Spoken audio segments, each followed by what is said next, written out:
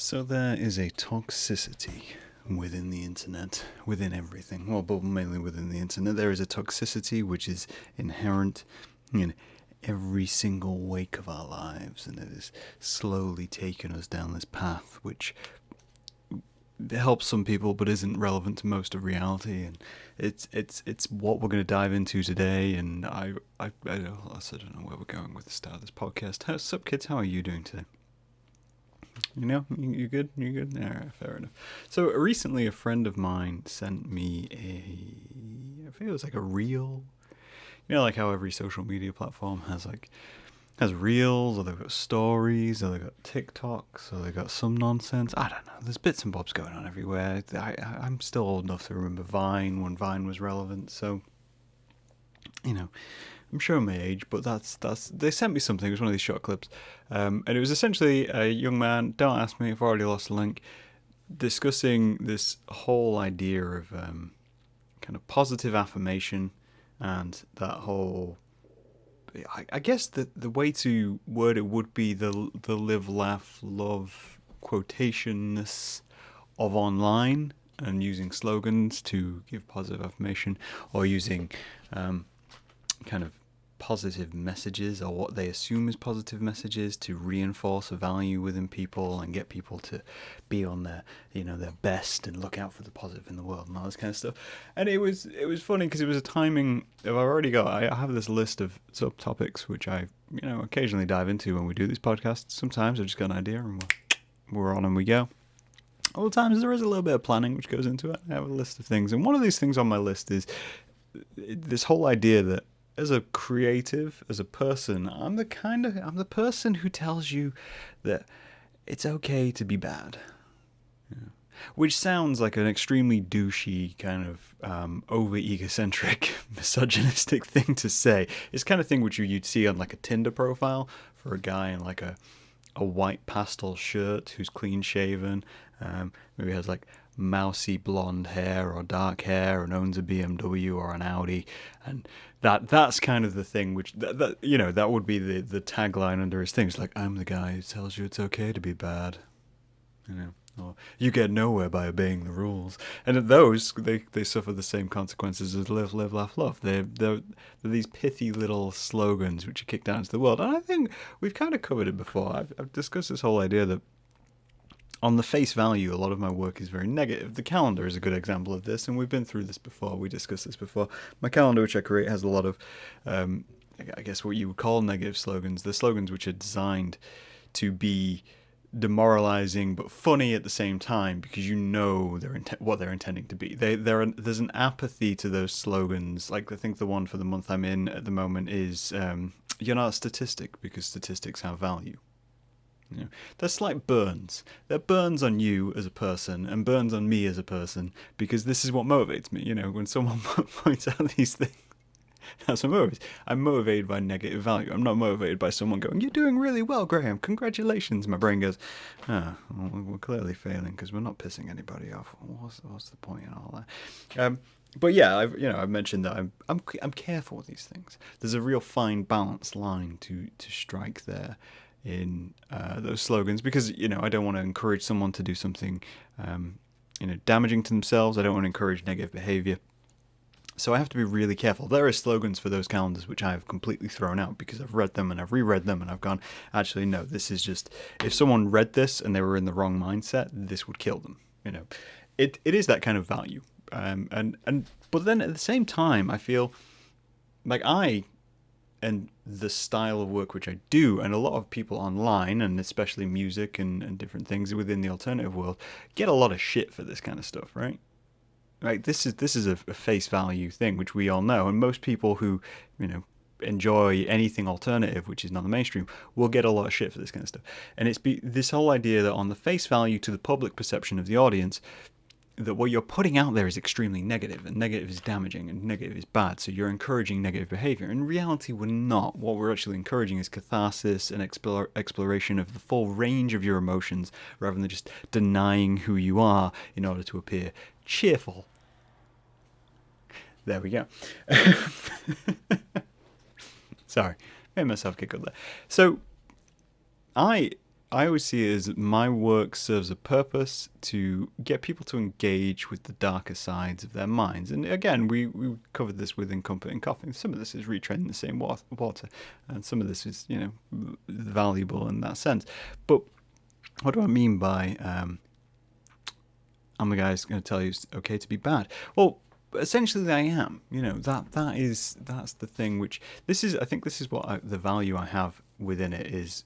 That I've known a lot of people in my lifetime, and I know a lot of people who haven't explored what makes them sad. They haven't explored what makes them angry. They haven't explored those parts of their personality because they don't want to, because they're simply uncomfortable with those things. So then when they encounter things which do make them feel sad, unhappy, angry, anything like that, they reject it outright, and then they really struggle. And those are the people I worry about. Those are the people who, when they encounter a big problem, something, world changing, and they really struggle, and you watch them go off the deep end, and you say, those are the people we look after. Those are the people who are completely overly top, pushing positivity, pushing whatever. When you're an extreme of any one emotion all the time, whenever you encounter the other thing, you're going to be in a situation where you're not balanced and you need to be looked after, and that's essentially all I mean. And it's happened quite a few times. I'm not going to say that I'm a bad influence, but I'm a pretty bad influence, and it's because I think you can be influenced to explore things which are not necessarily good for you in a healthy way. In a safe way. I'm not in any way, shape or form stepping out and saying, hey, grab a bunch of knives and go juggling. No. What I do is I say, hey, grab a bunch of, sticks, not particularly sharp ones, and try juggling with them. If that goes well, maybe up the game, just see what happens. As we said the other week in the podcast when we were talking about walking down side tricks, it's like you've got a street in your life, in your mind. Everyone's got one in their heads which they're like, I can't walk down that street because it scares me. It's like, well, once in a while, maybe with a friend, take a walk down the street. I'll come for the ride with you on that. Why not? I've had friends who, and I think this is a huge thing, especially within British culture. You go through breakups, so you go through something traumatic, and your instant reaction is the trope of wanting to drink, wanting to abuse yourself, to feel something, anything else other than what you were feeling when you initially started. And I will, I'm not going to say, hey, don't drink, So your partner left you, don't drink. No, I'm not going to say that. I will say I'll go for a drink with you, because then I can keep an eye on you. You want to damage yourself? Fair enough. For the first few times, I'll go for a drink with you. I'll hang out with you. I'll take this journey with you down the negative, because that is the healthy thing to do at the time. That they need that release, they need that value, they need that cathartic situation in order to feel it. And obviously, you keep an eye on them, because then if it keeps going, then you're like, right, okay, well, this is clearly now a pattern which you're forming, and you need to go get other help. You need help from professionals, and you need someone else to talk to, because if you're not discussing that with yourself, and you're just ignoring it, and you're just overdoing things, then you do those things. The same with anything. Whether it be topics on the work which you're doing. I've had friends, I think that was the whole basis of Null Point when I said Null Point was just getting people to explore topics which they don't usually explore, getting their feedback loop slightly disrupted, and that's very hugely important with that, is make something which you're uncomfortable with making. That's, he says, thinking that he's never really made anything particularly cheerful, and he probably won't, just mainly just because I don't really know how to. It's not that I'm scared, it's just it always looks kind of shit when I'm done with it. But it's all about kind of pushing that value. The same with anything, where the amount of people I've met who are single, and they're single but they hate being single, or they and it's not so much from like the lonely part of it, but they've forgotten that being single can be fun. Because they're so focused on the lonely side of being single and the emotional value of being single. It's like, okay, well, all that's there, but there's nothing wrong with indulging your fun moments of being single, the things which allow you to go a little excessive, which you can't do within relationships, because relationships and relationships value you and your partner having open conversation, and that means concessions within your own life. That's what I'm saying. I'm not saying relationships are restrictive. People have fantastic, healthy relationships. What I'm saying is that you always have to take your partner into account, because you're a pair, or you're more than a pair. You may have multiple pairs, whatever your situation. But it means that you're no longer a singular value. You have a lot of freedom as a single person, so enjoy that freedom. Go be bad. That's out of context. This could be a really weird podcast. But what is even my point? Anyway, getting back to my point. So, live, laugh, love is it's almost meme worthy now. I mean, it is meme worthy now. Online, live, laugh, love is one of these positive slogans. But you see a lot of these positive slogans, and I personally think that these slogans do more damage than a negative slogan ever could. Right? That's what I personally think, because what these things do is they come out of nowhere, and they point to you and they say, hey, you, right there, you, behind the camera, doing your stuff, right? Be happy. Right now, just be happy. Don't worry, be happy. Why aren't you happy? What's wrong? Why, you just be happy. Be positive. Look after yourself. What are you doing? And it automatically, regardless of how you come in, I mean, I came in with that pretty harsh. That was like a bullying. Be happy. It's all about context and the gravel in your voice when you say it. But if I just say, hey, be happy, it automatically, if you aren't happy, if you can't live up to that expectation of positivity, you're automatically just going to feel bad. The problem is that you get these phrases which are kicked out, and they provide no solutions. This is the issue, and this was what the reel was, which my friend sent me. Shout out to Megan, she's been in the podcast. It's just that they don't provide any solution. It's like, hey, here's the problem. This is what you're doing wrong, and then they just send you that, and they say this is how things should be. That be inclusive. All right. But you're not providing any information on how to be inclusive. And if you've never been inclusive in your entire life, and you have a slightly defensive reaction to being inclusive, you're automatically just going to get even more defensive if you don't provide any value in doing it, right? This is something which you talking to other people and talking to society and talking to the people around you have to understand. You can't just throw out catchment statements and expect people to change if you don't give them the tools to change with the statement in hand, right? That's essentially what I try to do. I think that's what these podcasts are kind of about, in a way. This is why I can't do it I've thought of this quite a lot, because I've been watching a bunch of kind of viral, like, short videos. There was a great video I recently watched, which I can't remember what it was on. It must have been TikTok, but I watched it on YouTube because I don't have TikTok. It's an Australian guy singing about anxiety and basically just calling everybody out, which I thought was hilarious. But I was like, oh, well, I guess I could cut some stuff from the podcast to make soundbite clips, which I could then put on TikTok, and I, see if the audience responds to these kinds of things. And when I post a reel on Instagram, they seem to do okay. But that's why I don't like discussing a topic in a soundbite, because, yeah, sure, I can sit there and say, hey, it's okay to be bad. It's okay to be not the perfect person in the world. Indulge in your darker desires. But there's no explanation around it. We take that line out of context, and the context is in the rest of the podcast, which took me 30 minutes to explain. So it does more harm, because you're throwing these things out and you're basically spreading this mass message of, be happy, do this, these are the good things, blah, blah, blah, blah, blah, blah, blah. But you don't provide anyone with any context to it. So all you do is damage the people who can't meet that expectation straight away. This is why I've always gone down the more negative route, because one, it's easier to feel negative.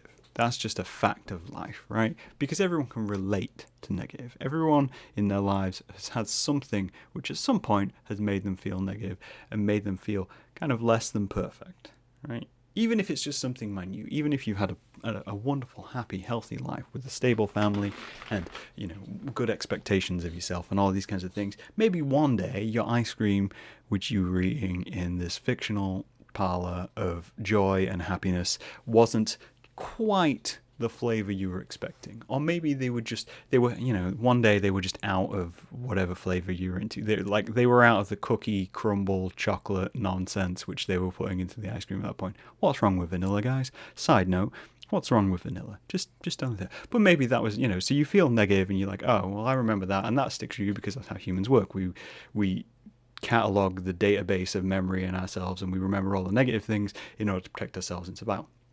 That's trauma, that's survival instincts, that's how we work as a species, because that's how we needed to work when we were prosaic or whatever we were back in the Neanderthal days. We're trying to outgrow that as a society, just doesn't work. That's just, But that's why we go negative. Because negative is relatable.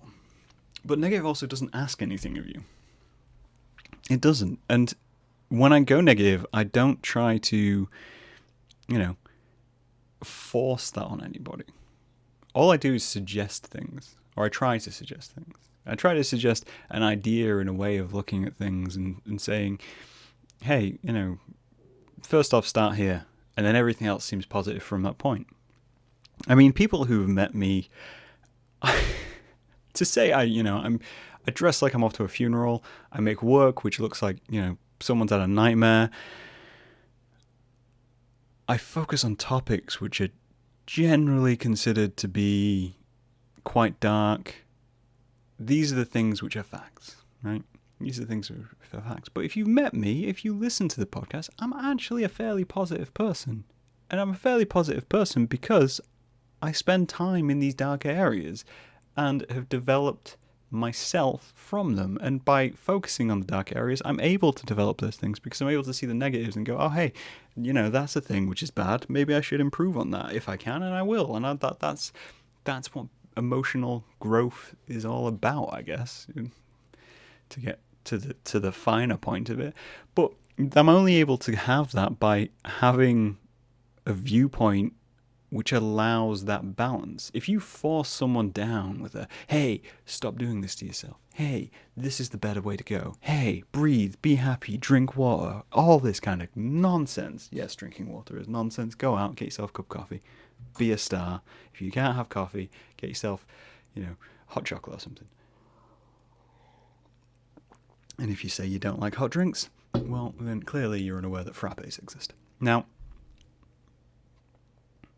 I completely lost my train of thought at the end there. All I'm saying is you've got to work around these things. You've got to give people the reasons to do these things, right? That's the baseline of all of this. Is if you give someone straight, point, blunt, factual, flatline advice, you got to give people ways to go. There's a great Instagram which I follow, and now I can't think of the name of her, so I'm going to do a cheeky look up whilst I'm on here. She deals with feminist issues, and I've been trying to get her on the podcast, but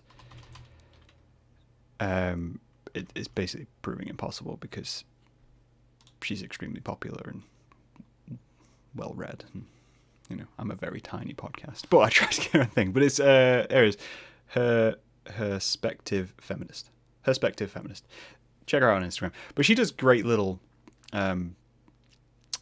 clips, essentially, which sum up points. But the way she does them is she creates these clips which sum up points, but she explains the point. It isn't just like a boom, you're wrong. No, there is an explanation around it. There is methodology around it. Methodology around it. There is theoretics around it. And implementation so you can make improvements on yourself. And that is way more valuable than sitting there and slapping live, laugh, love on a piece of bark and putting up in your den. It's imposing toxicity. This is the thing. This is why I can't. I guess I can't really understand it. Is to me that comes across as way more toxic, because it doesn't provide any value, and things which don't provide value, which are meant to encourage or uplift, aren't valuable. They're just negative. They're and I'm going to get confused with my versions again. They're negative in a way which is damaging. It's incessant and everywhere. What I say though, this is the balance. There's a balance here, because what I did was I googled 10 reasons why it's good to be bad, right? And I got a thing from goodhousekeeping.com, and this article sums up quite clearly why you have to be careful with this stuff, right? Because I read through this list, and it is the most narcissistic list I have read in a very long time, right? If I say to you it's good to be bad, right?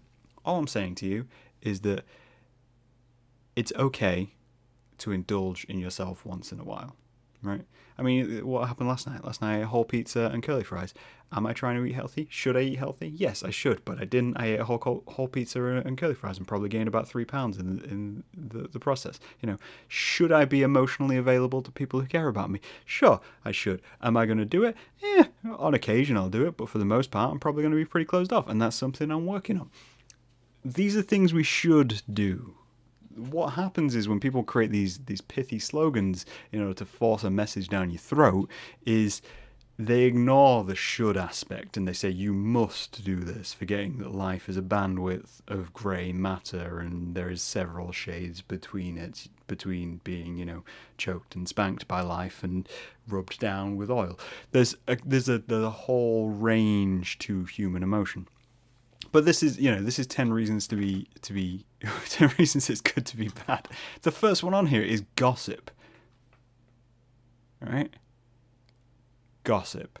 That's the first thing good housekeeping encourages you to do to be bad. Now, that is a hugely damaging thing to do to anybody, because it basically, gossip usually focuses on things which people are hugely insecure about, right?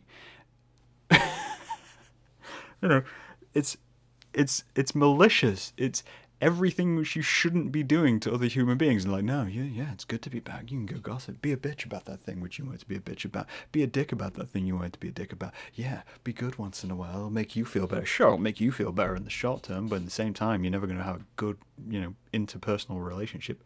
Flirt with a man who's not your husband. I don't know what year this was written in. This was 2013. This was the advice good housekeeping were given. Apparently, flirt with a man who's not your husband. Now, I'm sat here going, I touched on it earlier that I think if you're single, you should explore your life. And even if you're in a relationship, I don't think there's anything wrong with being flirtatious with anybody, because I think we are, as beings, sexual. That's how we procreate. That's just a thing which you can say. No, I don't think there's anything wrong with being a confident person within your relationship. But this is so specific. Flirt with a man who's not your husband. Go out, find yourself someone who you are not betrothed to. Ignore your wife at home. Go out and do these things. Because this is the thing as well. If you turn this list around and you said that this was off the other way, like if this was just the other sex, this would cause outrage. You'd be sat there going, flirt with a woman who's not your wife. Go out and flirt with a woman who's not your wife. And it's because, you know why? Do you know why that is? It's because there's different expectations between the sexes. And that's completely the point of sexism, misogyny, and patriarchy, right? That's the thing which we're trying to break. Good housekeeping apparently is just keeping that online. I don't know why. Read erotica. Now this I agree with. Read erotica. If you're a person who doesn't have much going on in your life in terms of sexual content, read erotica. Erotica can be quite fun. It's quite pleasant. It's something which plays your imagination. It's okay because you're indulging in a fantasy. It's not going out and flirting with a random. Sorry. Spend the day in your PJs. Again, yeah. Don't get dressed once in a while. Just spend your patience. Procrastinate and tell yourself you're being creative. I feel like that's the exact opposite of what I know creative to be. Did they write this list just to annoy me? Don't censor yourself. Yeah, once in a while, just don't censor yourself. Let yourself be angry for a while. Let yourself swear. Have a go at somebody. I got into an incident the other day where I was half debating getting out of my car to go yell at somebody. I wouldn't, because I'm not that kind of person. So instead I just had an argument with myself on the drive home. That was restraining myself. But you don't have to restrain yourself all the time. Just don't censor yourself. Eat 2 desserts or have a 3rd cocktail. Again, I ate a whole pizza last night. That's the way we're doing it. Be gleefully grabby. Right? Be gleefully grabby. This is a weird one. Essentially, they're basically just saying, if you see some cake, take the last piece of cake. Ignore everybody else. Take the last piece of cake. I feel like all of these things which they're saying to be bad are just hugely bad habit forming. Right? None of these are just saying, hey, you can indulge once in a while. No, these are like, oh, go be gleefully grabby. Someone will take this list and they will say, it's okay, I'm indulging in myself, and that's the best thing. And then they'll form that pattern of just being selfish for the rest of their lives. Be selfish in bed. Occasionally, yeah, that's fine. Be selfish in bed. Enjoy yourself. But that only works if you've got a healthy relationship with your partner or partners. Get mad and stay mad. Again, I've discussed this whole idea on the episode where we were discussing those. I don't let myself get angry. On occasion, I will let myself get angry. These are things to work on. But this is the thing, right? With the internet and social media being what it is, we've diluted and condensed, not diluted, reduced. You don't dilute to do things. You reduce to make it pure. We've reduced interaction of content down to these pithy slogans, and we've put value in that because people want to see that, and they want to see if they surround themselves with those positive slogans and negative slogans, if that's how they will interact with their life. And it's both sides of the coin, right? You get a lot of accounts which are super positive, super, go out, be happy, run through fields, blah, blah, blah, blah, blah. And then you get a lot of the ones which are like, no, stay home, kicking your chair, don't get out, go in, eat all the stuff. And it's both sides. And it's people who want to live up to this aesthetic, and it's people who desperately don't want to deal with their issues and their problems, and instead want to have the value of feeling like they're part of something. And that's what this provides. But what it doesn't provide is any growth in the human being at an end point, right? That's what it doesn't provide. You can surround yourself with all the positive slogans in the world, and you can surround yourself with all the negative slogans in the world. But if you don't actually read into it, and you don't actually go out of the way to get tools to help you, you're never gonna actually live up to those slogans. And you might end up just damaging yourself because you're surrounding yourself with all the things you want, but you can't have because you're not willing to put the work in to get. Maybe that's just me. Maybe that's my view. All I'm saying is that, as a creator, as a platform, as someone who puts his opinions out into the world, I'm going to tell you it's okay to feel sad. It's like that song from Watsky. It's a limo for emos, right? You got broken hearts, ruined t-shirts. Get in. We'll go for a ride. I'm not going to tell you to live, laugh, love. But let me know what you think.